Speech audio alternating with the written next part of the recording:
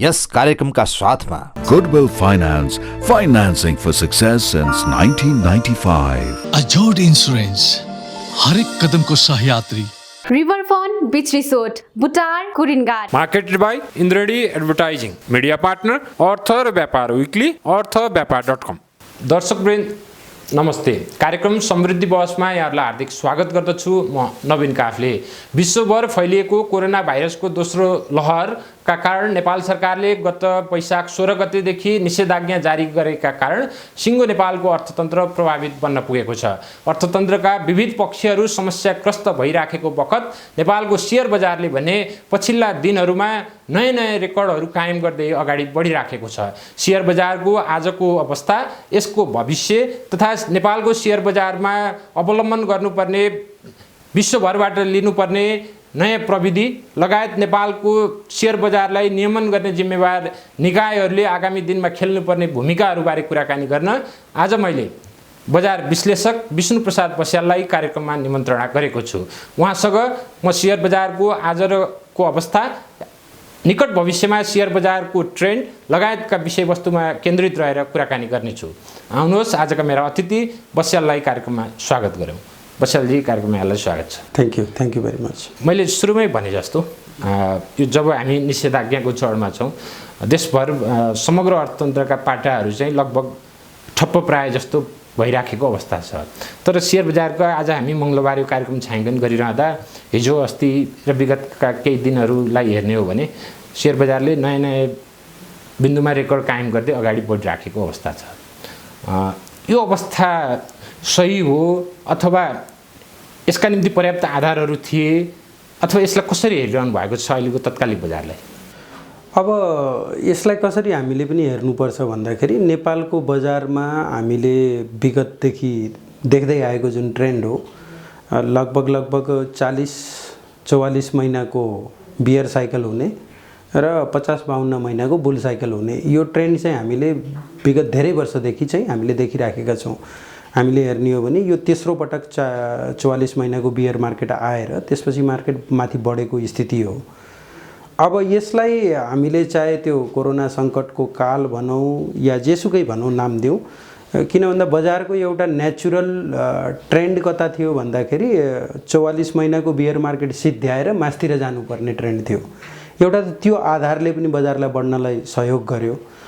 अर्को आधार चाहिँ अब हाम्रो के हुन्छ भन्दाखेरि अर्थतन्त्र हो। यहीँनिर नेपालमा लगानी योग्य अन्य क्षेत्रहरू लगभग ठप्प प्राय भए, ब्याङ्कको ब्याज दर घट्न थाल्यो भन्ने हिसाबले जसरी शेयर बजारमा यसले सपोर्ट गर्यो भनेर भनिन्छ नि, त्यही हिसाबले भन्यो भने त आजका दिनमा हामी कुरा गरिरहँदा लकडाउन अलिकति खोकुलो भएको परिस्थिति र अबको एक हप्तापछि लकडाउन वा निषेधाज्ञाबाट सरकार पछि हट्ला र सामान्यतया जीवनशैली अगाडि बढ्ने र सबै क्षेत्रहरू खुल्ने देखिन्छ भन्ने आधारमा हेर्ने हो भने अब शेयर बजारले यो बिन्दुबाट तल झर्ने बिन्दु सुरु हुन लाग्यो भनेर विश्लेषण गर्न सकिन्छ कि यहाँले भन्नुभएको जस्तै शेयर बजारको आफ्नै चक्र अनुसार शेयर बजारको यो बिन्दुमा मैले भन्न खोजेको शेयर बजारको आफ्नै चक्रहरू छ। बुल र बियरका साइकल्सहरू हुन्छन्।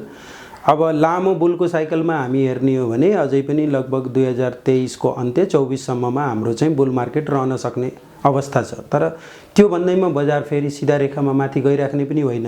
बजारको आफआफ्नो एउटा समयमा माथि जाने अनि त्यसपछि करेक्सन आउने, फेरि माथि जाने, करेक्सन आउने, यो साइकल चाहिँ गरिराख्छ। अब हामीले अहिलेलाई भन्छौँ कि अहिले रिसेन्ट टाइममा हाम्रो शेयर बजार यो लकडाउन भएको बेलामा बढेको छ भनेर हामीले भन्छौँ। तर योभन्दा पहिला हामीले हेर्ने हो भने लगभग 7-8 महिना लकडाउन नभएको पिरियड पनि त थियो नि, त्यो बेला पनि बढेकै हो। र लकडाउन खुलेपछि शेयर बजार घट्छ भन्ने विश्लेषण पनि ठिक होइन। किन भन्दा हो, बजारमा अहिले प्रशस्त रूपमा लिक्विडिटी छ। त्यो लिक्विडिटीले बजारलाई चाहिँ मास्तिर लानको लागि सहयोग गरिराखेको छ। त्यो रियालिटी हो, त्यो फ्याक्ट हो। यो नेपालमा मात्रै नभएर विश्वभरि नै जब एक्सेस लिक्विडिटी हुन्छ, सिस्टममा चाहिँ अरू कुनै बिजनेसेसहरू ग्रो गर्ने ठाउँ हुँदैन, त भनेपछि रिस्की एसेट क्लासमा जुन चाहिँ सबैभन्दा हाई जोखिमका एसेट क्लासहरू हुन्, त्यसमा हामीले शेयर बजारलाई पनि लिन्छौँ। त्यो जोखिममा चाहिँ मान्छेहरूले लगानी गर्ने अनि त्यहाँबाट चाहिँ रिटर्न एक्सपेक्ट गर्ने काम चाहिँ गरिराखेको हुन्छ।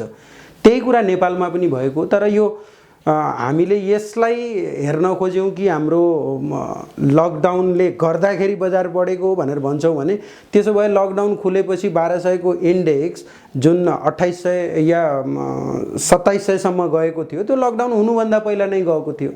त भनेपछि 2700 सम्म गएको इन्डेक्स अहिलेलाई माथि हेर्छौँ भने 3000 त कति नै पो माथि गयो त। त्यसो भए तपाईँ विशेषतः सेयर बजारमा पनि आफ्नो टेक्निकल एनालाइसिसका कारण विशेष तपाईँको दक्षता त्यतापट्टि छ। आज हामी कुरा गरिरहँदा करिब 3000 र केहीको बिन्दुमा सेयर बजार छ। यो बजार माथिल्लो बिन्दुसम्म पुग्ने भनेको कहाँसम्म हो र हामी यो तल झर्ने बिन्दु सुरु भयो है भनेर लगानीकर्ताले चिन्ने बिन्दु चाहिँ कसरी थाहा हुन्छ? अब अहिले त हामीले सरसर्ती हेर्दाखेरि बजार केही समयदेखि माथिल्लो ट्रेन्डमा नै चलिरहेको छ। अब यसले कम्प्लिटली ट्रेन्ड रिभर्सल गर्यो, तलपट्टि अब माथिल्लोपट्टि सिद्धियो भनेर भन्ने जुन हाम्रो सपोर्ट लाइन भनेर हामीले भन्छौँ, सपोर्ट लाइनलाई हामीले हेर्ने हो भने लगभग 2860 तिर हामीले अहिले सपोर्ट लाइन भेटिराखेका छौँ। यदि 2860 भन्दा माथि माथि नै बजार रहन्छ भने बजारको ट्रेन्ड चाहिँ माथि नै भन्नुपर्ने स्थिति रहन्छ। तर कति माथि जाने भन्ने क्रममा फेरि अगेन अहिलेको स्थिति हामीले सरसर्ती हेर्दाखेरि रिसेन्ट टाइममा 2750 या 2630 लगाइसकेपछि जुन फेब्रुअरी महिनामा हाई लगाएको थियो त्यसपछिको बजार ट्रेन्डलाई हेर्ने हो भने अलिकति सबै सेक्टर्स नबढेर तपाईको के भइरहेको छ भन्दाखेरि घरि हाइड्रो चलाइदिने, घरि चाहिँ फाइनान्स, घरि डेभलपमेन्ट ब्याङ्क हैन, घरि कुनै कुनै बेला चाहिँ फेरि इन्स्योरेन्स कम्पनीहरू, यसरी चाहिँ सेक्टोरल शिफ्ट हुँदै चाहिँ बजारमाथि गइरहेको स्थिति छ। अब यो खालको सेक्टोरल शिफ्टिङ यदि चलिराख्ने हो भने फेरि यो बजारले चाहिँ ठुलो बिग करेक्सन नलिकन यत्तिकै माथि गइ पो राख्ने हो। अझै स्पष्ट गरौँ, कतिपय हाम्रा दर्शकहरूका लागि पनि यो विशेष जिज्ञासाको विषय हुनसक्छ। अहिले उचाइ कायम गर्दै गइराखेको यो सेयरको जो इन्डेक्स बिन्दु छ नि त्यो कतिसम्म जाने प्रक्षेपण गर्न सकिन्छ माथिमा? अहिले माथिमा हामीले अहिले लङ टर्म हेर्ने हो भने त त्यसलाई सर्ट टर्म र लङ टर्ममै लङ टर्ममा हेर्ने हो भने त लगभग 6000 त लगभग निश्चित देखिन्छ। यदि हामीले कति वर्षको त्यसलाई हामीले आउनेवाला 2 वर्षको पिरियड या 3 वर्षको पिरियड भनौँ, राइट नाउ अहिलेदेखि 3 वर्षको पिरियडमा 6000 भन्दा माथि जाने देखिन्छ। 6000-6600 को हाराहारी चाहिँ जान सक्ने अवस्था चाहिँ देखिएको नै छ। सर्ट टर्ममा भन्दाखेरि अहिलेको लागि सर्ट टर्मको लागि मेरो आफ्नो एक्सपेक्टेसन के हो भन्दाखेरि मार्केट, हालाकि सबै मार्केट एक्सपेन्सिभ भएको होइन, तर चाहिँ जस्तो हामीले हाइड्रो पावर हेर्छौँ, हामीले फाइनान्स कम्पनी हेर्छौँ, डेभलपमेन्ट ब्याङ्कहरू हेर्छौँ, त्यो हेर्दाखेरि अलिकति जुन हाम्रो त्यसको मूल्य अनुपात हुनुपर्ने हो त्योभन्दा अलि धेरै नै माथि गइसकेको र ती सेयर्सहरूमा चाहिँ बढीभन्दा बढी चाहिँ स्पेकुलेसन हुने, सर्कुलर ट्रेडिङ गरेर माथितिर लाने त्यो खालको प्रवृत्ति देखिएको हुनाले अब अहिलेको अवस्थामा यदि हामीले अघिल्लो 4-5 महिनाको लागि चाहिँ बजारलाई यदि दिशा निर्धारण गर्ने हो भने अहिले चाहिँ अलिकति बढी रिस्की भइसकेको हो कि भनेर सोच्नुपर्ने अवस्था। यहाँले भन्नुभयो जस्तै कतिपय नेपाली सेयर बजारमा पनि विशेष किसिमका सूचनाहरू चुहावट गर्ने र त्यसमार्फत बजारमा चलखेल गर्ने प्रवृत्ति त देखिएकै छ। त्यसबाहेक पनि केही मुठी भरका अथवा ठुला भनिने लगानीकर्ताहरूले बजार जता लैजान चाहे त्यतै लैजान्छन् भन्ने आरोप भेहेमेन्टली लाग्ने गरेको छ भने पछिल्लो समय पनि कतिपय वास्तविक क्षमता नभएका कम्पनीहरूलाई उचालेर तिनको मूल्य आकाशियो र यो परिस्थितिका कारण ठुला पुराना लगानीकर्ताहरूले आफ्नो नाफा बुक गरेर बसिसके र यो निषेधाज्ञाका बखत अथवा हालसालै सेयर बजारमा प्रवेश गरेका नयाँ लगानीकर्ताहरू चाहिँ यो परिस्थितिमा फस्दैछन् है भनेर भन्छन्। सत्य यही हो? अब यस्तो हो, कुनै कुनै म सबै कम्पनीलाई आरोप लगाउन चाहन्न, तर अहिले जुन किसिमले तपाईको डेभलपमेन्ट ब्याङ्क, केही डेभलपमेन्ट ब्याङ्कहरू, धेरै जसो फाइनान्स कम्पनीहरू, अनि त्यसपछि हाइड्रो पावर कम्पनीका पनि धेरै जसो कम्पनी नै भन्छु मैले होइन, किन भन्दा हाइड्रो पावर कम्पनीमा राम्रो अर्निङ क्यापेसिटी भएको, राम्रो डिभिडेन्ड दिन सक्ने क्यापेसिटी भएका कम्पनीहरू निकै थोरै छन्, औँलामा गन्न सकिने खालका छन्। अब ती सेयर्सहरूमा अब कुनै कुनै कम्पनी त हेरौँ नेटवर्थ नै तपाईँको तल छ, अनि त्यसपछि अर्निङ चाहिँ हरेक वर्ष उसको चाहिँ नेगेटिभ नेट प्रफिट चाहिँ जेनेरेट गरिराखेको छ त्यस्ता कम्पनीहरूको पनि सेयर मूल्य उचाल्दै अब दुगुना तिगुना हुने काम चाहिँ भइराखेको छ। त अब त्यो उचाल्ने काम कसरी भइराखेको छ मेन चाहिँ यो स्ट्रक्चरलाई बुझ्नु जरुरी छ। यतिखेर चाहिँ नेपाली सेयर बजारमा केही नव प्रवेशी लगानीकर्ताहरू हुनुहुन्छ भने केही पुरानै लगानीकर्ताहरू छन्। एकातिर पुरानै लगानीकर्ताहरूको हित आफ्नो ठाउँमा छ, नयाँ जो अर्धदक्ष अथवा असाध्यै कम बुझेर यो क्षेत्रमा आउनुभएको पनि वास्तविकता छ। यतिखेर उहाँहरूको लगानीलाई पनि सुरक्षित गर्नेतिर ध्यान दिने नीतिगत रूपमा त्यस्ता किसिमका व्यवस्थापन मिलाउने जिम्मेवारी कुनै न कुनै रूपमा हाम्रो सरकारी निकाय अथवा नियामकहरूको होला। नेपालको सन्दर्भमा कुरा गर्ने हो भने नियामक निकाय नेपाल धितोपत्र बोर्ड र यसको प्रणाली व्यवस्थापकीय पक्ष हेर्ने नेप्से, यिनीहरूको पद्धति र नियामक शैली हामी कहाँनिर छौँ? अब एक्चुअलमा गर्ने हो भने हामीले विश्व रूपमा जसरी चाहिँ यो सर्कुलर ट्रेडिङ इनसाइडर ट्रेडिङलाई रोक्नको लागि नियामक निकायहरूले जसरी काम गरिरहेका हुन्छन् त्यो अवस्थामा हेर्ने हो भने हामीले एक्चुअलमा नेपालका कुनै पनि नियामक निकायले सिरियसली त्यो पक्षमा काम गरेको देखिँदैन। जस्ट तपाईँको एउटा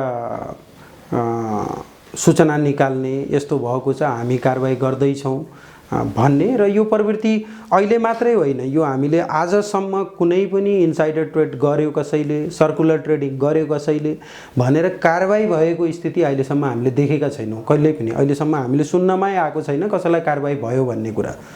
जबकि अन्तर्राष्ट्रिय नियम पद्धति अनुसार त्यस्तो सर्कुलर ट्रेडिङ गर्ने इनसाइडर ट्रेडिङ गर्नेहरूलाई जेलसम्मको सजाय पनि हुने गर्दछ। अब यहाँ मेन चाहिँ इनसाइडर ट्रेडिङ भन्दा पनि तपाईँको भइराखेको हामीले बुझ्न नसकेको कुरा के हो भन्दाखेरि इनसाइडर ट्रेडिङ एउटा पाटो हो, त्यसलाई कम्प्लिटली रोक्न आजसम्म कसैले पनि सकेका छैनन् र केही न केही प्रतिशत भइहाल्छ।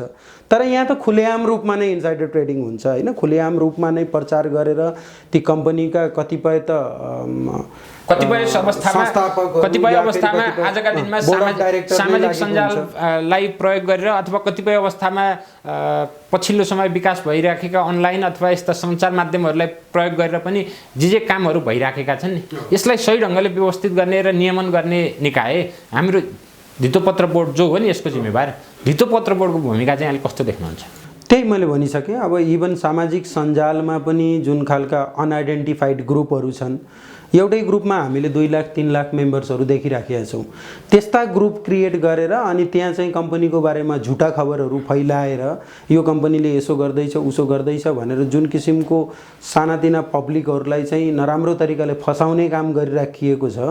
अब यस्तो माथि त यदि धितोपत्र बोर्डले आफूले सक्दैन भने पनि नेपाल सरकारको थ्रु गएर त्यस्ता फेसबुकका सञ्चालकहरूको आइडेन्टिफाई गरेर तिनीहरूका एडमिनहरूको आइडेन्टिफाई गरेर उनीहरूलाई चाहिँ बन्देज लगाउन सक्छ। नसक्ने होइन, नेपालमा एउटा साइबर कानुनले पनि त्यो कुराहरू दिन्छ। कसैलाई चाहिँ झुक्क्याएर कसैलाई चाहिँ गलत सूचना दिएर कसैलाई प्रभावमा पारेर उसलाई फसाउन खोजिएको छ भने कानुनले पनि ती चिजहरू हेर्छ। त्यसलाई चाहिँ क्लोजली वाच गरेर त्यतापट्टि पनि कारबाही गर्न सकियो। अर्को कुरा अझै नीतिगत हिसाबमा जाउँ, कतिपयले चाहिँ नेपालमा नेपाल धितोपत्र बोर्ड अलि बढी नियन्त्रणमुखी हिसाबले गयो, बजारलाई स्वतन्त्र ढङ्गले चल्न दिएन भनेर भने एउटा धार छ भने अर्को पक्षले नेपालको धितोपत्र बोर्डको खास स्ट्रेन्थ नै भएन भनेर भन्नेहरू पनि अर्को किसिमका छन्। अन्तर्राष्ट्रिय अभ्यासहरूलाई हेर्दा वास्तवमा नियामक हुनुपर्ने चाहिँ कस्तो हो र हामी कहाँ छ कस्तो? होइन, अब मैले भनिसकेँ नियामकले जुन हाम्रो जस्तो सिक्युरिटी रेगुलेटरी हो हाम्रो नेपालको केसमा चाहिँ धितोपत्र बोर्ड भयो। धितोपत्र बोर्डले मेन हेर्ने भनेको बजारमा अनियमितता नहोस्, कुनै पनि चलखेलको किसिमहरू नहोस्, कसैलाई चाहिँ नचाहिँदो तरिकाले नफसाइयोस्, कुनै कम्पनीले तपाईलाई इन्भेस्टर्सलाई गलत रिपोर्टिङ गरेर त्यसको बारे सेयरको प्राइसेसलाई प्रभाव पार्ने खालको गलत रिपोर्टिङ नगरोस्। अनि त्यसपछि त्यस्ता कामहरू हुन नदिनको लागि चाहिँ त्योसँग सम्बन्धित चलखेल हुन नसक्नेसँग सम्बन्धित नियम कानुनहरू बनाउने हो। अब यहाँ के देखिन्छ भन्दाखेरि कतिपय कुराहरूमा धितोपत्र बोर्डले नेप्सेको काममा हस्तक्षेप गर्ने, धितोपत्र बोर्डलाई आफूलाई मेरो काम के हो भन्ने थाहा नहुने, नेप्सेलाई मेरो काम के हो भन्ने थाहा नहुने। यदि नेप्सेलाई यो काम गर्नुस् भनेर भन्यो भने यो त धितोपत्र बोर्डले दिँदैन हामीलाई भन्ने, जबकि उसले कम्प्लिटली गर्न सक्ने खालका प्रवृत्तिका कामहरू छन्। अब कतिपय कुराहरू नेप्सेले यो काम बदमासी गर्यो भनेर धितोपत्र बोर्डलाई भन्दाखेरि धितोपत्र बोर्डले हामीले नेप्सेलाई कारबाही गर्नै सक्दैनौँ, सरकारी निकाय नै हो, कहाँबाट कारबाही गर्ने भन्ने खालको यो चिजहरू चाहिँ के छ भन्दाखेरि प्रष्ट छैन। जहाँसम्म तपाईँले नियन्त्रणमुखी या नियामकमुखी हुनुपर्ने हो भन्ने कुरा हो। नियन्त्रण भनेको कस्तो हो भन्दाखेरि सेयर बजारमा जस्तो कुनै इन्स्ट्रुमेन्टहरू ल्याउनु पर्यो, कुनै ट्रेडिङ फेसिलिटेट गर्नु पर्यो, ट्रेड गर्नको लागि लगानीकर्तालाई सहजभन्दा सहज सिस्टम गराउनु पर्यो हैन। अब जस्तो अहिले हामीले हेर्छौँ 10 किताभन्दा तल किन्न या बेच्न नपाइने भन्ने नियम छ। के का लागि हो? अनलाइन ट्रेडिङ छ, तपाईँको डिजिटल तपाईँको ट्रान्सफर हुन्छ सेयर्स, जतिसुकै किता गरे पो किन त्यो आजभन्दा कैयौँ वर्ष पहिला पेपर ट्रेडिङ हुँदाखेरि 10 किताभन्दा बढी गर्न नपाउने भनेर बनाइएको थियो भने, त्योभन्दा कम गर्न नपाउने बनाइएको थियो भने अहिले त्यसको आवश्यकता के छ?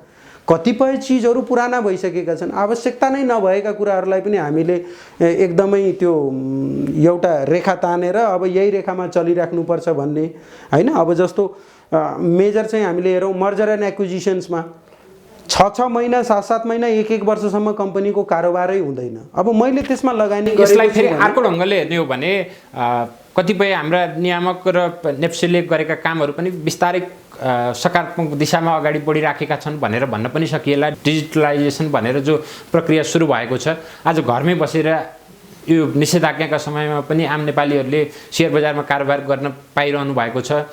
हालै नेप्सेका महाप्रबन्धकज्यूले त मैले आफ्नो कार्यकालमा गर्ने भनेका 90% कामहरू पुरा गरिसकेँ, अब बाँकी 10% छ भनेर भन्नुभएको पनि हामीले सुनिराखेकै छौँ।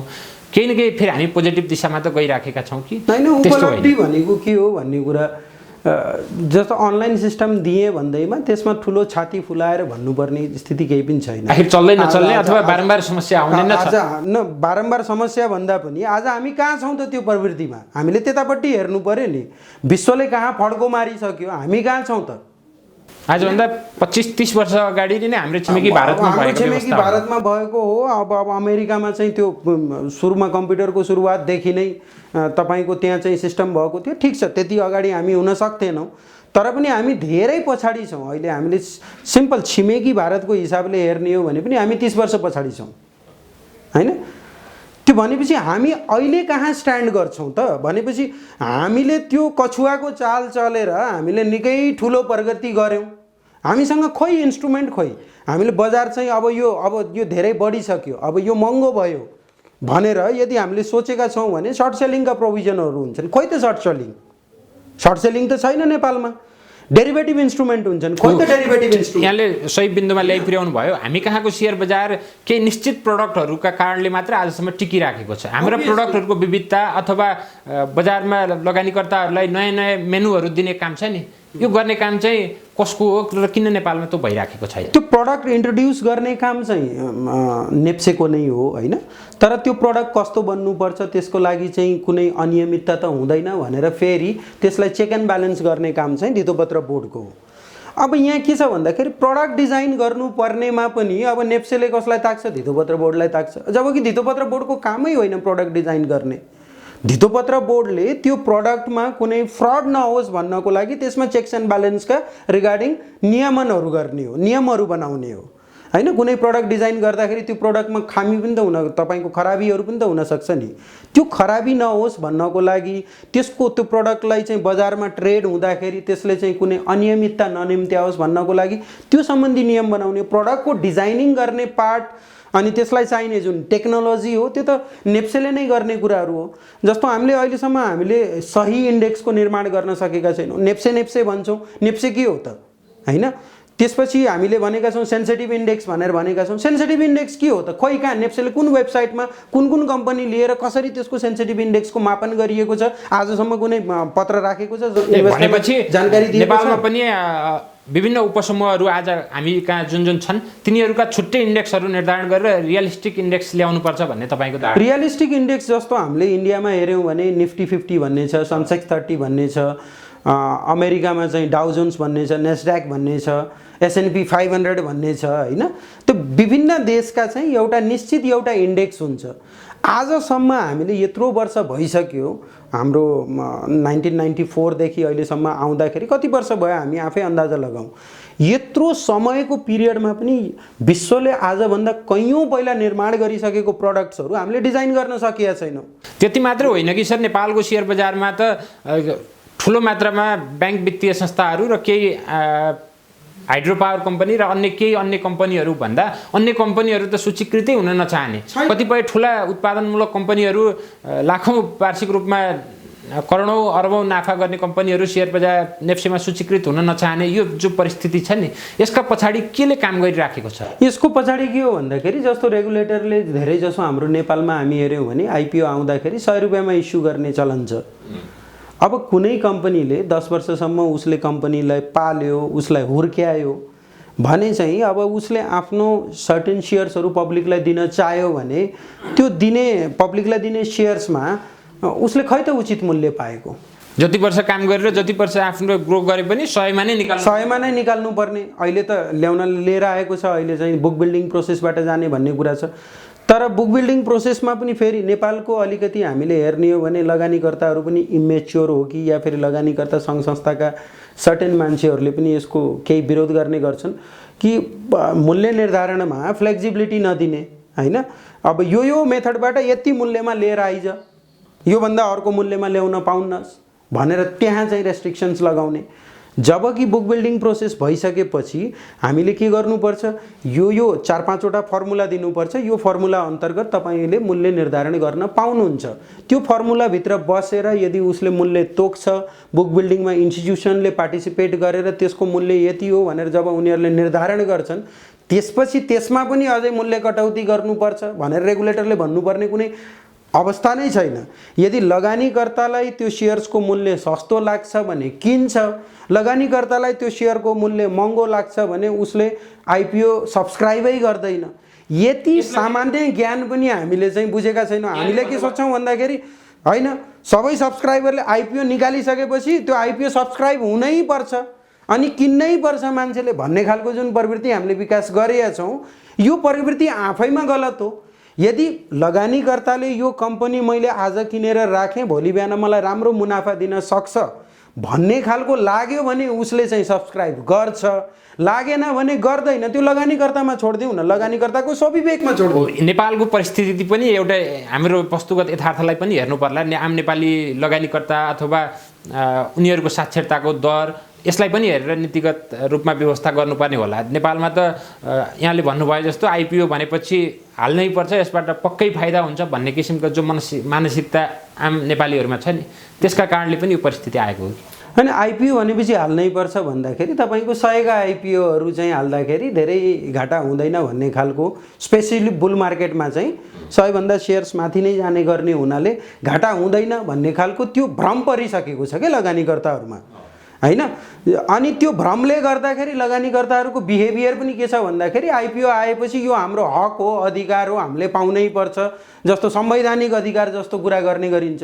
यो क्यापिटल मार्केटमा कुनै संवैधानिक अधिकारका कुराहरू हुँदैनन्। यो व्यवसाय हो, यो विश्वको सबैभन्दा जोखिमपूर्ण व्यवसाय हो, विश्वको सबैभन्दा जोखिमपूर्ण व्यवसाय हो। यो कुरा पनि बुझ्नु पर्यो। जोखिम लिने क्यापासिटी हर कसैमा हुँदैन र यसलाई चाहिँ हरेक नागरिकको अधिकारको रूपमा चाहिँ कहिल्यै पनि बनाइनु हुँदैन। हाम्रो नेपालमा के बनाउन खोजिएको छ भन्दाखेरि आइपिओमा लगानी गर्नु, सेयरमा लगानी गर्न पाउने भनेको नागरिकको अधिकारको कुरा हो भन्ने कुरा। तर त्यसको अर्थ फेरि नेपालको सेयर बजार भनेको केही सीमित टाठाबाठा केही धनाढ्यहरूले खेल्ने थलो मात्रै हो भनेर हामीले विकास गर्न खोजेको पनि होइन होला नि? होइन, धनाढ्यले खेल्ने थलो भन्न खोजिया होइन। खेल्नको लागि ओपन मार्केट छ, ओपन स्पेस छ, सबै आउन पाउँछ, फेयर कम्पिटिसन हुनु पर्यो। धनाढ्यलाई छुट्टै व्यवस्था अहिले त भइराखेको छ, त धनाढ्यहरूलाई छुट्टै व्यवस्था भइराखेको छ, त्यसमा खोइ त रेगुलेटरले रोकेको के व्यवस्था भइराखेको? छुट्टै व्यवस्था छ। उनीहरूले चाह्यो भने सर्कुलर ट्रेडिङ गर्छ, उनीहरूलाई कुनै कारबाही हुँदैन। इन्साइडर ट्रेडिङ गर्छ, उनीहरूलाई कुनै कारबाही हुँदैन। भनेपछि त्यो त उनीहरूलाई छुट्टै व्यवस्था गरेको त हो। कारबाही नगर्नु भनेको पनि त उनीहरूलाई ल गर, तिमीहरूले गर्न पाउँछौ भन्न खोजिया हो नि त। यहाँ त झन् ठुला र सामूहिक लगानीकर्ताहरूलाई खास अन्याय भयो भनेर आवाज उठ्ने गरेको जस्तो छ। तपाईँले भन्नुभएको विषय र यो विषय त बाजिन्छ नि, होइन? अनि किन बाजिने?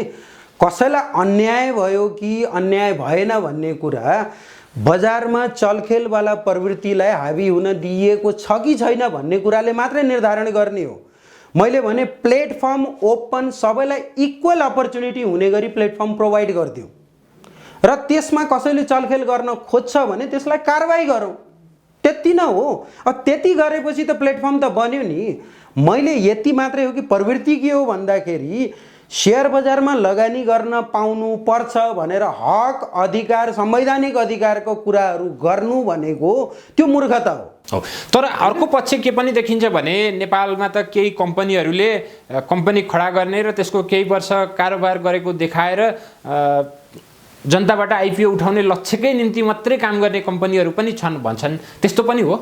त्यस्तो पनि हुन सक्छ, तर त्यस्तो नहोस्। तपाईले त यसो लामो अध्ययन गर्नु भएको छ, नेपालमा त्यस्तो देखिएको छ? त्यस्तो छ, किन नहुने? त्यस्ता कम्पनीहरू हुन्छन्, जति पनि हुन्छन्। अब हामीले हाइड्रो पावरका कम्पनीहरू हेऱ्यौँ भने होइन, झोला झोलामा हाइड्रो पावर लिएर हिँड्ने, आइपिओ निकाल्ने, अनि त्यसपछि त्यसको प्रोजेक्ट चाहिँ 10औं वर्षसम्म पनि कहाँ छ, बिजुली उत्पादन गर्न सुरु गरेको छ कि छैन, प्रोजेक्टको थालनी गरेको छ कि छैन, त्यसको सोचको त छैन। त भनेपछि यी प्रवृत्तिहरू छन्। यो प्रवृत्ति नहोस्, यसरी चाहिँ कसैलाई नठगोस् कम्पनीले भनेर त हो हाम्रो धितोपत्र बोर्ड किन हो, नियामक निकाय किन हो? त्यसैको लागि न हो। त्यस्ता कम्पनीका सञ्चालकहरू, त्यस्ता कम्पनीका डाइरेक्टरहरू कतिलाई कारबाही भयो त अहिले? त्यो डाटा खोइ त, कतिलाई भएको छ त? कसैलाई पनि भएको छैन। भनेपछि यो भनेको के हो भन्दाखेरि ओपन, जसले जे गर्न सक्छ गर भनेर ओपन पेस छोडिदिएको न हो। एक्चुअलमा हेर्ने हो भने त छोडिदिएको होइन भने कारबाही देखिने गरी कारबाही हुनु पर्यो। विज्ञप्ति निकालेर कारबाही होइन, देखिने गरी कारबाही हुनु पर्यो। उनीहरूलाई चाहिँ त्यो खालको सजाय पनि हुनु पर्यो। एउटा दुईटा एक्जाम्पल सेट गरिदिउँ न। अहिले विश्वका अन्य मुलुकहरूको अभ्यास र त्यहाँका प्र्याक्टिसहरूलाई हेर्ने हो भने कस्ता किसिमका अपराधमा कस्ता किसिमका दण्डहरू भएको व्यवस्था देखिन्छ? दण्ड त विभिन्न खालको छ। अब सर्कुलर ट्रेडिङ गर्नेहरूलाई चाहिँ उनीहरूले त्यो ट्रेडिङ मार्फत कमाएको सम्पूर्ण पैसा चाहिँ इन्भेस्टर प्रोटेक्सन फन्डमा जम्मा गर भनेर क्यालकुलेसनै गर्न लगाइन्छ र अघिल्लो 2-3 वर्षसम्म उनीहरूलाई चाहिँ ट्रेड गर्न बन्देज गरिन्छ हैन। अब इनसाइडर ट्रेडिङ कसैले गरेको छ भने अब त्यो त्यसको अपराधिक नेचरलाई हेरेर त्यसमा पनि इनसाइडर ट्रेडिङबाट कति पैसा कमायो त त्यसको हिसाब किताब गरेर त्यो पैसा पनि इन्भेस्टर प्रोटेक्सन फन्डमा जम्मा गर भनेर भनिन्छ। उनीहरूलाई अब बारम्बार रिपिटेडली अफेन्स गरेको छ भने इभन जेलसम्म जाने खालको प्रवृत्तिहरू सजायहरू दिने गरिन्छ। त्यहाँ नट ओन्ली धितोपत्र बोर्ड मात्रै होइन, सिक्युरिटी ट्रिब्युनल पनि हुने गर्दछ। अब मानौ कुनै धितोपत्र बोर्डले उनीहरूलाई चाहिँ नचाहिँदो खालको कारबाही गर्यो रे भनेपछि अब कोही मान्छेले आफ्नो बचाव गर्न त पाउनु पर्यो। भनेपछि त्यसको लागि हाम्रो जेनरल अदालत जस्ता कुराहरू होइन, छुट्टै सिक्युरिटी ट्रिब्युनल नै हुन्छ। सिक्युरिटी ट्रिब्युनलले हेर्छ, बजार शेयर बजार सम्बन्धी नै हेर्ने विशेष किसिमको अदालतहरू हुन्छ हैन। नेपालमा आवश्यक भइसक्यो, त्यो आवश्यक भइसकेको छ। त्यो आवश्यक भइसकेको छ किन भन्दा पहिला त नियामक निकायले सही तरिकाले काम गरेको हुनु पर्यो हैन। नचाहिँदो गर्ने मान्छेलाई कारबाही हुनु पर्यो। यसको मतलब गर्दै गरेको छैन, नियामक निकायले काम गरेको छैन भन्ने होइन। धेरै कामहरू राम्रो कामहरू पनि गरेको छ। एकैछिन बजारको यो विषयलाई छोडेर समग्र देशको विषयमा जाउँ। नेपालमा हाम्रा देश चलाउने मान्छेहरूले, सरकारी निकायहरूले नेपालमा खास पुँजी नै भएन, ठुला किसिमका आयोजनाहरू सम्पन्न गर्नलाई नेपालको क्षमताले मात्रै पुग्दैन भनेका जस्ता कुराहरू हामी बारम्बार सुन्छौँ। र कुनै नेपालकै केही कम्पनीहरूले प्राथमिक सेयर निष्कासन गरेका बखत धेरै गुणा 6-7 गुणा बढीसम्म पैसा आवेदन परेका उदाहरणदेखि लिएर दैनिक रूपमा नेपालको सेयर बजारमा आजका दिनमा जतिको कारोबार भइराखेको छ नि, यो परिस्थितिलाई हेरेर भन्दा नेपालमा पुँजी नै रहेनछ अथवा स्रोत नै रहेनछ भन्ने देखिन्छ कि वास्तवमा हामी कहाँ त्यस्तो किसिमको सोच राज्य स्तरबाट अथवा ठुला सोचहरू नभएका कारण त्यहाँ आम नेपाली लगानीकर्ताहरू लगानी गर्न उत्सुक नभएका हुन् भन्ने देखिन्छ? होइन, अब यसलाई त्यही हिसाबले हामीले हेर्नुपर्छ। जस्तो नेपाल सरकारको पुँजी बजारलाई अहिलेसम्म के प्राथमिकता? मैले पुँजी बजार मात्रै भन्दा नि समग्र देशकै लागि कुरा गर्दैछु। तपाईको क्यापिटल फर्मेसन्सको लागि र मैले क्यापिटल इन्भेस्टमेन्ट गरेपछि जस्तो पुँजीगत लगानी गरिसकेपछि त्यो पुँजीको सुरक्षा खोइ, त्यो पुँजी कतिको लिक्विड छ, भोलि बिहान मैले आफ्नो पुँजीलाई बेचेर अरू कसैलाई बेचेर म फेरि बाहिर निस्कन, मलाई चाहिएको बखतमा मैले बाहिर निस्कन पाउँछु कि पाउन्न? यो प्लेटफर्म कुनले प्रोभाइड गर्छ त? पुँजी बजारले नै प्रोभाइड गर्छ होइन त भनेपछि नेपालीहरू आफै यहाँ पुँजी नभएको होइन, सेकेन्डरी मार्केटको आजको भोल्युम हेर्नुहोस् कति पुँजी छ भन्ने कुरा तपाईँ आफै थाहा पाउनुहुन्छ। मैले भनिहालेँ होइन, धेरै भोल्युम छ यहाँ चाहिँ पुँजी परिचालन गर्नमा कुनै गाह्रो होइन, तर हाम्रो सरकारी निकायले त्यो पुँजी परिचालन गर्नको लागि एउटा प्लेटफर्म त चाहियो नि। त्यो प्लेटफर्म भनेको यो क्यापिटल मार्केट नै हो। यो क्यापिटल मार्केटलाई अब कुनै कुनै अर्थमन्त्रीले आएर अनप्रोडक्टिभ भनिदिन्छ, होइन, जुवाघर पनि भनेको थियो। कसैले जुवाघर भनिदिन्छ। अब जबकि उनीहरूलाई थाहा नै छैन, उनीहरूले त सोचाइ कस्तो छ भन्दाखेरि एउटा जोक सुन्नमा आएको थियो, एकजना सरकारी अधिकारीले होइन यो सेयरको भाउ चाहिँ 10 रुपियाँ बढेर हाम्रो नेपालको अर्थतन्त्रमा खासै के पो फरक पार्यो त भन्ने खालको सोच पनि छ, होइन। अब उहाँहरूले चाहिँ के देख्नुहुन्न भन्दाखेरि यसको सही विकास गर्न सक्ने हो, यसमा भएका समस्याहरू सही तरिकाले समाधान गरिदिने हो भने नेपालमा कतिपय हामीले इन्फ्रास्ट्रक्चरमा लगानी गर्न सकेका छैनौँ। इन्फ्रास्ट्रक्चर कम्पनीहरू खोइ त, एक हात दुईवटा कम्पनी खोजेर कुनै पनि इन्फ्रास्ट्रक्चर कम्पनीहरू छैन, होइन। धेरै कामहरू हामीले विकास सम्बन्धी जुन चाहिँ डाइरेक्ट पब्लिक प्राइभेट पार्टनरसिपको कम्पनीहरू खोलेर पब्लिकहरूबाट सेयर्स हामीले मागेर उनीहरूको पुँजीलाई परिचालन गरेर हामीले इभन विकासका कामहरू पनि गर्न सक्छौँ। टोटल अर्थतन्त्रलाई फ्याक्ट्रीहरू लगाउनु पर्यो, पैसा छैन। कन्सेप्ट राम्रो छ, भ्यू राम्रो छ, तर पैसा छैन, कुनै लगानीकर्तामा पैसा छैन। उसले बजारबाट पैसा उठाउन पाउने कि नपाउने लङ टर्म टाइपका प्रोजेक्ट्सहरू छन्। आज मैले लगानी गरेँ त्यसको चाहिँ 10 वर्षपछि मैले प्रतिफल पाउन सक्छु भनेर कुनै त्यस्तो कम्पनीहरू फर्मेसन गरेर आज मसँग पैसा छैन, म पब्लिकमा गएर आह्वान गर्छु, मैले राम्रो म्यानेजमेन्ट दिन्छु, मैले त्यो प्रोजेक्टलाई चाहिँ फ्रुटफुल बनाउँछु भनेर आजको डेटमा मैले पुँजी परिचालन गर्न पाउने कि नपाउने, खोइ त त्यहाँ प्रोभिजनहरू। त्यस्तै गरेर अर्को एउटा महत्त्वपूर्ण विषय चाहिँ जसरी नेपालको पुँजी बजारले आफूलाई विकास गर्दै अथवा उच्च बिन्दुहरू कायम गर्दै गइराखेको छ नि, त्यसको कन्ट्रिब्युसन नेपालको रियल इकोनोमीमा कति हुन सक्यो वा सकेन भन्ने त हाम्रो महत्त्वपूर्ण पाटो नै होला। वास्तवमा नेपालको पुँजी बजारले नेपालको रियल इकोनोमीमा सपोर्ट चाहिँ कस्तो गरेको छ? होइन, तपाईँको अब हेर्नुहोस् कुनै पनि कम्पनीलाई पुँजी चाहियो भने ऊ चाहिँ कहाँ जान्छ त? हो, अहिले हामीले हेर्दाखेरि रियल इकोनोमी भन्दाखेरि अब कुनलाई रियल इकोनोमी भन्ने नभन्ने भन्ने क्वेसन्सहरू आउन सक्ला। हाम्रो इन्डस्ट्रीहरू कतिको आइराखेको छ, जस्ट सेवामूलक कम्पनीहरू मात्रै धेरै जसो हाम्रो लिस्टेड देखिन्छ, त्यो मध्ये पनि ब्याङ्क, वित्तीय संस्था, इन्सुरेन्स कम्पनीहरू र अलिकति भनेको हाइड्रो पावर कम्पनीहरू। हाइड्रो पावर उत्पादनमा भए, उत्पादनलाई हाइड्रो पावरलाई छोडेर अरू कुनै पनि उत्पादनमूलक कम्पनीहरू, होइन, कुनै एउटा बिजनेस कन्सेप्टमा भएका कम्पनीहरू अहिले त कस्तो छ, लिस्टेड कम्पनी कस्ता छन् भन्दाखेरि जबरजस्ती उनीहरूले लिस्ट गर्नै पर्ने खालका कम्पनी मात्रै नै पुँजी बजारमा आएका छन्। जस्तो ब्याङ्क, वित्तीय संस्थालाई भनौँ, डिपोजिटर्सको मनी लिन्छ, डिपोजिटरको मनी लिइसकेपछि त्यो पब्लिकलाई चाहिँ सेयर हुनुपर्छ, डिपोजिटर्सहरूको पनि पार्टिसिपेसन हुनुपर्छ या जेनरल पब्लिकको पार्टिसिपेसन हुनुपर्छ भन्ने बाध्यात्मक स्थितिले नै लिस्ट गराएका हुन्। यदि ब्याङ्कहरूलाई पनि बाध्यात्मक स्थिति नभएको भए त लिस्ट हुन्थेन। त्यस्तै गरी अब उत्पादनमूलक कम्पनीलाई बाध्यात्मक त गराउन सकिँदैन हामीले, तर प्रोत्साहन चाहियो। त्यो प्रोत्साहन लिएर आएर यो एक्चुअलमा क्यापिटल मार्केट भनेको पुँजीलाई परिचालन गरेर यसबाट नयाँ नयाँ कामहरू गर्न सक्ने, नयाँ पुँजीको निर्माण गर्न सक्ने, यो सबै कामहरू क्यापिटल मार्केटबाट हुन्छ। हो, यसमा कतिपय कुराहरू जस्ट स्पेकुलेसन मात्रै पनि हुन्छ, त्यो आफ्नो ठाउँमा छ, स्पेकुलेसन हुन्छ भन्ने, तर यसको बेसिक स्ट्रक्चरलाई हामी हेरौँ, आइपिओदेखि चाहिँ अरू स्ट्रक्चरहरूलाई यदि हामी हेर्दै गयौँ भने एक्चुअलमा यसले पुँजी निर्माणमा चाहिँ सहयोग पुर्याउने काम हो। त भनेपछि यसको सही तरिकाले विकास गर्ने, यसमा सही तरिकाले चाहिँ काम हुन सक्ने गरी सरकारले हेरेको खोइ त हो। यतिन्जेल हामीले एक हिसाबले यसभित्रका समस्याका विषयमा कुरा गऱ्यौँ। समस्या मात्रै पनि होइन, समस्या छ भने त्यसका समाधानका विषय पनि पक्कै हुन्छन्।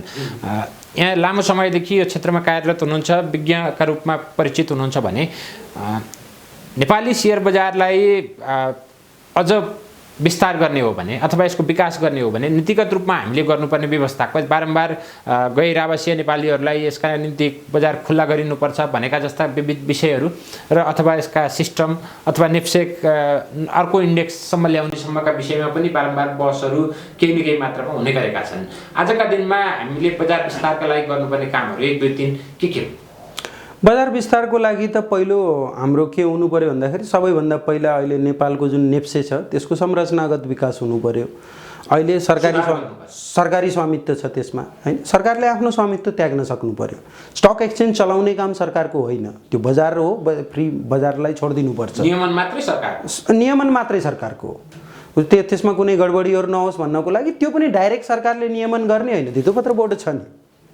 त अब यहाँ हेरौँ, फेरि धितोपत्र बोर्ड नेपालमा कस्तो छ भन्दाखेरि धितोपत्र बोर्ड सरकारले नियुक्त गर्ने कर्मचारीहरूबाट पालिएको छ, जबकि यो नेप्से पनि त्यही हो। जबकि यो दुईवटै हुनु हुँदैन।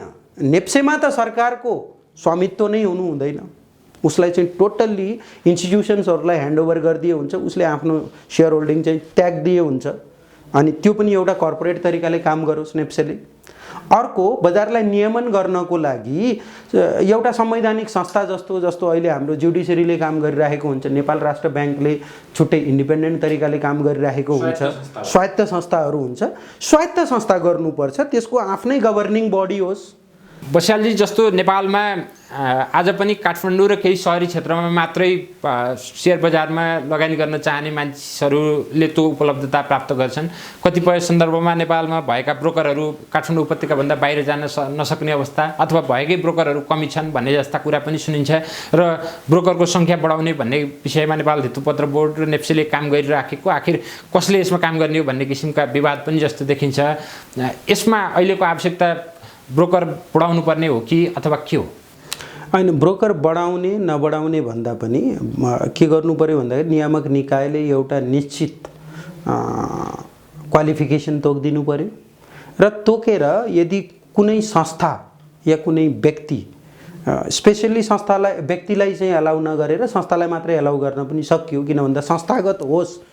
अहिले हाम्रो ब्रोकरहरू, कतिपय ब्रोकर कम्पनीहरू प्राइभेट लिमिटेड कम्पनी या प्रोप्राइटरसिपमा चलिरहेका छन् हैन, त्यो पनि एउटा संस्थागत होस्, त्यो पनि लिमिटेड कम्पनीहरू बनाएर नै एउटा संस्थागत तरिकाले चलाउन् भन्नको लागि त्यो नियमनहरू गरेर, त्यो नियमहरू बनाएर बजारमा चाहिँ नियन्त्रण गर्ने खालको होइन कि open free entry free exit. अब कसैले बिजनेस छोड्न चाह्यो, ब्रोकरले छोड्न पनि त पाउनु पऱ्यो नि। कसैले मर्ज गर्न चाह्यो, मर्ज पनि त गर्न पाउनु पऱ्यो नि। मेरो व्यापार चलिया छैन, सस्टेन भएको छैन, ल दुईटा कम्पनी मिलेर गाभियौँ भन्न पऱ्यो भने त्यो पनि गाभिन पाउनु पऱ्यो। त भनेपछि कहाँ त्यस्तो होला र? नेपालमा त नेपालको सेयर बजार भनेको 2-4वटा अथवा केही सङ्ख्याका ब्रोकरहरूले चाहे बढाउने वा उनीहरूले चाहे घटाउने भनेका जस्ता कुरा आइ नै रहन्छन् भने ब्रोकरका कमिसन बढाउनु पर्छ भनेर हाम्रा नीति पोलिसी निर्धारण गर्ने निकायहरूले नै लबिङ गरिराखेको अवस्था छ भने तपाईँले भनेको जस्तो अवस्था छ? त्यो अवस्था छैन र त हुनुपर्छ भन्ने कुरा हो नि त। हामीले त हुनुपर्छ भन्ने मात्रै कुरा गर्ने हो। अब त्यसको उल्टा तपाईको नियामक र सरकारी तन्त्रहरू चल्छ भने त हामीले के गर्न सक्छौँ त? त्यसको विरोध गर्नु बाहेक अरू केही पनि छैन। यो ब्रोकर कमिसनको विषय विशेष चर्चामा छ। वास्तवमा अहिले भइराखेको यो कमिसन कति हो? यो नै धेरै हो कि अथवा यसको कमिसनको विषयमा कस्तो किसिमको मापदण्ड नियामकले तोक्दिनु पर्यो? अब यस्तो हो, कमिसन सम्बन्धी जुन कुराहरू हो, कमिसनमा हाम्रो अहिले अनसाइन्टिफिक कमिसन छ। अब जस्तो मानौँ मैले 1000 किता किन्न भनेर कुनै कम्पनीको बाई अर्डर राखेँ, मैले लिमिट अर्डर राख्थेँ। लिमिट अर्डर राखिसकेपछि अब मलाई त्यो 1000 किता त आउँछ, तर कसैले 50 किता दिन्छ, कसैले 100 किता दिन्छ, कसैले 10 किता दिन्छ गरेर मलाई 1000 किता आउँछ। अब त्यसको कमिसन क्याल्कुलेसन गर्ने क्रममा कसरी क्याल्कुलेट हुन्छ भन्दाखेरि मलाई भन्न त भनिएको छ 50,000 सम्मको कारोबारमा यति कमिसन, तपाईको 1 लाख भन्दा माथि यति कमिसन, 10 लाख भन्दा माथि यति कमिसन भनेर त्यो कमिसनको स्ल्याबहरू निर्धारण गरिएको छ। अब जबकि मेरो कमिसन चाहिँ मैले सेयर जुन अर्डर गरेँ, मैले 1000 रुपियाँको सेयर्स मैले 1000 सेयर अर्डर गरेँ भने 10 लाख त मेरो भइहाल्यो, तर त्यो 10 लाख मलाई टुक्रा भएर आउँछ। त्यो टुक्रा भएर आएपछि म अब हायर स्ल्याबमा पर्ने भएँ सानो टुक्राले गर्दाखेरि। हामीले भनेको के हो भन्दाखेरि कमिसनको जुन दर हुन्छ त्यो दर चाहिँ हाम्रो टोटल टर्नओभरमा हुनुपर्छ। दिनभरि मैले कति कारोबार गरेँ त्यही हिसाबले चाहिँ दर तोक्नुपर्छ। अर्को कुरा, कमिसन मलाई जहाँसम्म लाग्छ कमिसनको स्ल्याब तोक्ने काम किन गर्ने, कति कमिसन लिने भन्ने स्ल्याब तोक्नुपर्ने काम भनेको उनीहरूको स्वैच्छिक, उनीहरूको ब्रोकरलाई चाहिँ स्वैच्छिक छोडिदिउँ हो अथोरिटीले के भनोस् भन्दाखेरि हाम्रो किन भन्दा धितोपत्र बोर्डलाई पनि सर्टेन यहीँबाट चाहिँ मार्केटबाट अलिकति केही नेप्सी र नियमन गरे धितोपत्र बापत बोर्ड चाहिँ दुवैलाई चाहिन्छ। हामीलाई पनि कमिसन चाहिन्छ। त्यो स्वाभाविक कुरा हो होइन, उनीहरूलाई नभइकन त कसरी सञ्चालन हुन्छ उनीहरूले भनिदियो कि मेरो हिस्सा यति हो, मलाई यति पर्सेन्टेज चाहिन्छ, त्यो पर्सेन्टेज ब्रोकरले छुट्याएर लगानीकर्ताबाट वसुलेर दिन्छ उनीहरूलाई होइन। ब्रोकरको कमिसनलाई आफ्नो कमिसनसँग जोडेर नराखौँ के, आफ्नो कमिसनसँग किन जोड्ने? नेप्सेले तैँले यति कमाइस् भने मलाई यति ले भनेर किन भन्ने होइन। उसले भनिदियोस् मेरो कमिसनको हिस्सा यति हो, यति मलाई चाहियो, बाँकी चाहिँ तपाईँ आफै निर्धारण गर्नु, योभन्दा माथि जान पाइँदैन, योभन्दा तल यदि कसैलाई कमिसनै लिन्न भनेर ब्रोकरले भन्छ भने नलियोस्। हामीले जग्गाको कारोबार गर्दाखेरि मेरो मामाले चाहिँ मेरो लागि जग्गा खोजिदिए भने अनि त्यसपछि कुनै सरकारले आएर तैँले त त्यो आफ्नो भान्जासँग कमिसन लिनै पर्छ भनेर लिनस् भने चाहिँ मैले छोड्दिनँ तँलाई भनेर भनेको सुन्नु भएको छ होइन। भनेपछि कमिसन त ब्रोकरको आफ्नो स्वेच्छाको कुरा हो। योभन्दा माथि जान पाइएन, योभन्दा माथि लिन पाइँदैन, तल जेसुकै गर। अब कसैलाई चाहिँ 10 रुपियाँ कमिसन लि, कसैलाई 100 रुपियाँ कमिसन लि, कसैलाई 20 रुपियाँ कमिसन लि, हो 100 भन्दा माथि जान पाइँदैन भनेर भनिदिए नै सिद्धियो। अन्त्यमा करिब करिब हामी सरकारले हालै केही समय अगाडि बजेट ल्याएर बजेट मार्फत पनि कतिपय विषयहरूमा सेयर बजारका विषयहरूलाई सम्बोधन गर्न खोजे जस्तो देखिन्छ। नेपाल राष्ट्र ब्याङ्कले मौद्रिक नीतिको तयारी गरिराखेको छ।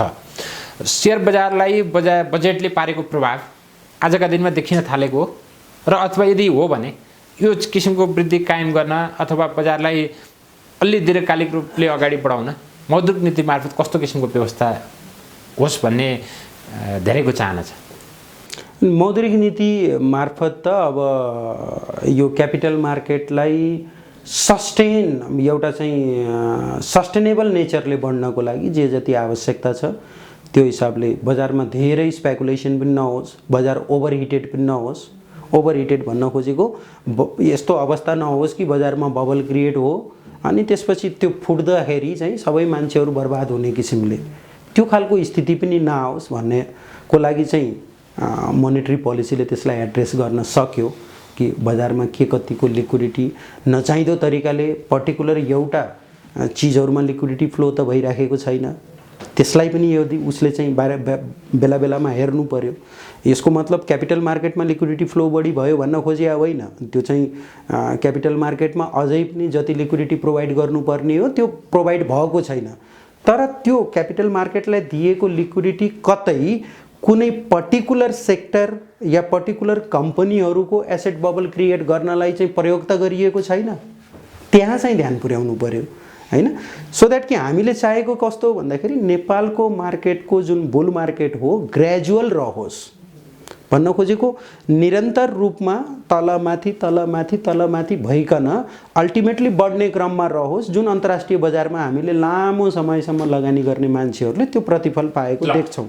यहाँ आउनुभएको मौकामा त्यो मौका पनि आम दर्शकहरूका लागि छोप्न पनि चाहन्छु। आजका दिनमा जुन अवस्थामा बजार छ यतिखेर नेपालमा रहेका तत्कालिक किसिमका सर्ट टर्म लगानीकर्ताहरू र लङ टर्म लगानीकर्ताहरूले ध्यान दिनुपर्ने अथवा हामी कुन बिन्दुमा छौँ आज सर्ट टर्म र लङ टर्म इन्भेस्टरका लागि? अहिलेको लागि हेर्दाखेरि सर्ट टर्मको लागि अहिले केही समय बजार करेक्सनको भनेको बेच्ने समयमा छौँ। बेच्ने अलिकति प्रफिट बुक गर्दै जानुहोस् हैन। अब बेच्ने भन्नाले मैले सबै बेचेर राख्नुहोस् त म भन्न सक्दिनँ, किन भन्दा फेरि कुनै लगानीकर्ताको आफ्नो टाइम होराइजन होला। कसैले भन्ला कि म होइन 3-4 वर्षको लागि राख्ने हो, उहाँहरूको लागि कुनै चिन्ताको विषय नै छैन। कसैले भन्ला होइन म त 2-3 महिनाको लागि मात्रै ट्रेड गरेको हो, मलाई त मनग्गे प्रफिट भइसक्यो, अझै बढी प्रफिटको आश गर्ने कि नगर्ने भनेर सोचे होला। उहाँहरूलाई चाहिँ प्रफिट बुक गर्दै राख्नुहोस्, किन भन्दा बजारको जुन ट्रेन्ड हो, टेन्डेन्सी हो, जुन ट्रेडरहरू हो उनीहरूको लागि त समय समयमा प्रफिट बुक गर्न सकेन भने त्यो प्रफिट कागजमै रहन्छ, कागजमै हराएर जान्छ हैन। त्यही भएर समय समयमा प्रफिट बुक गर्ने। अहिलेको अवस्था सर्ट टर्म ट्रेडको लागि भन्ने हो भने प्रफिट बुक गरेर बस्नुपर्ने अवस्था देखिएको छ। प्रफिट बुकिङको मात्रै भनेको छु, कति प्रतिशत प्रफिट बुक गर्ने, कति क्यासमा लगानीकर्तामा छोड्दिनु। बस्यालजी, हामी आशा गरौँ नेपालको सेयर बजारमा विगतमा जे जस्ता समस्याहरू बजारका सन्दर्भमा वा नियामकका सन्दर्भमा प्रणालीका सन्दर्भमा देखिएका थिए, यी चिजहरूलाई सुधार गर्न यहाँको सुझावहरूले पनि हाम्रा नियामकदेखि अन्य विभिन्न निकायहरूलाई महत्त्वपूर्ण आउटपुटहरू दिने नै छन् र नेपालको पुँजी बजार थप व्यवस्थित र सुदृढ हुँदै आगामी दिनमा अगाडि बढ्न सकोस्। यहाँको महत्त्वपूर्ण समय र विचार हामीलाई दिनुभयो, त्यसको निम्ति हार्दिक धन्यवाद। नमस्ते।